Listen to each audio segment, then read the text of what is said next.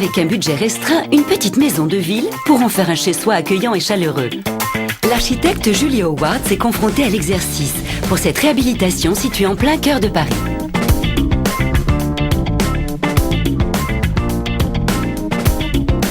Ici, c'est un projet assez particulier. On a changé un bâtiment au fond d'une cour, on l'a transformé en maison. Nous, on s'appuyait sur les qualités qu'ils avaient déjà créées dans nos espaces de vie pour refaire l'enveloppe et les circulations entre pour que l'ensemble devienne une réelle maison.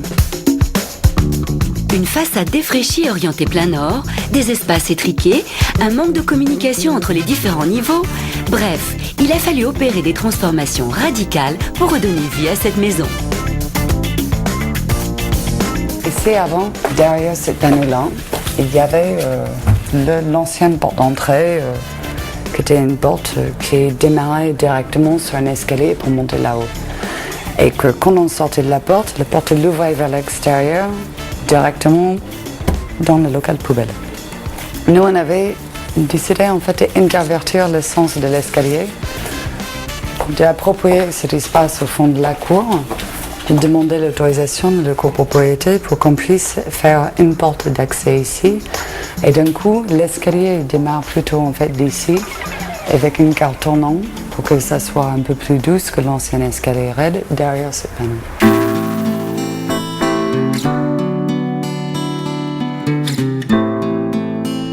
On a bouché l'ancien trémie d'escalier, on a remplacé avec un plancher en briques de verre pour apporter de l'éclairage vers la douche et vers la chambre. Et il y a une différence de type de briques de verre entre ici, qu'on ne peut absolument pas voir celui en train de se doucher en dessous. Ici, un peu plus en reflet qui apporte un peu plus de luminosité vers la chambre. Autre transformation importante, la cave de 20 mètres carrés a été rasée pour créer des chambres et repenser l'espace. L'architecte a d'ailleurs conservé certaines traces du passé. Donc ici, on retrouve un autre poteau qu'il fallait conserver, qui était structuré dans l'ancienne mur maçonné de l'escalier. Là, en fait, curieusement, il est dans l'espace, mais on arrive à passer autour et d'utiliser également le meuble derrière. Le plus étonnant dans cette réhabilitation, la façade extérieure. En utilisant le bleu, l'ossature bois et d'autres astuces d'aménagement, celle-ci a totalement changé pour donner une autre physionomie à la maison. Et cette terrasse, c'est une extension en fait de la maison. C'est une zone tampon entre eux et les voisins qui sont derrière. C'est un endroit qui devient une bouffée d'oxygène pour le quotidien. Et pour pouvoir protéger quand même le regard assez proche qui peut être en vis-à-vis avec le voisin, on a installé un volet comme une espèce de claustrat azuré pour que les lumières puissent entrer, mais que le regard ne rentre pas.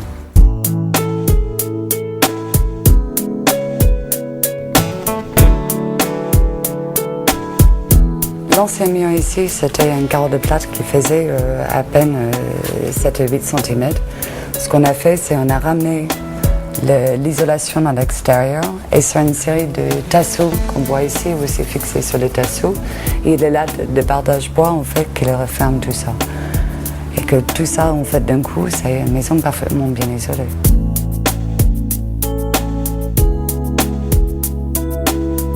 Ici, on a utilisé le bois parce qu'il a une mise en œuvre très rapide. C'est un excellent isolant. C'était la première chose que j'ai demandé, c'était l'isolation. Il avait une mise en place facile, il a une grande pérennité et par son matériau lui-même, son travail plastique par-dessus, il est beau. En 4 mois, une nouvelle maison a émergé et le résultat est surprenant. On a donné en fait une enveloppe accueillante, gai, frais, bien isolé et confortable. Diversité des matières, des couleurs, gain de luminosité font aujourd'hui de ce lieu une maison pleine de charme au cœur de Paris. Je pense que toute personne rêve d'avoir une super maison. Certains gens fuient la ville en fait pour le trouver. Et qu'ici, on puisse en avoir une superbe maison en pleine ville, entourée de la lumière et de la végétation. Et que partout à l'intérieur, ça respire de lumière, de gaieté et de vie. Ça, c'est extra.